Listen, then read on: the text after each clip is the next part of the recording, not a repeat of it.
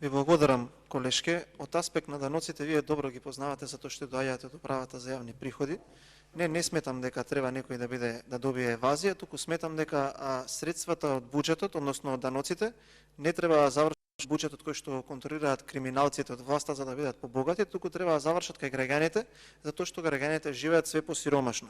Од аспект на вашата даночна политика можам да признаам дека сте направиле некаков напредок, кога ќе ги воведете тие даночни правила кои што сега и самите се фалите на територијата на целата држава, кога сите граѓани на оваа држава, разлика од на кој дел од држава живеат, еднакво ќе плаќаат даноци, како што тоа го прават граѓаните кои што живеат можеби во некои други делови од државата. Од аспект на тоа што кажавте за локалната самоуправа, не би го коментирал, туку ви го кажав и на комисијата мојот личен став.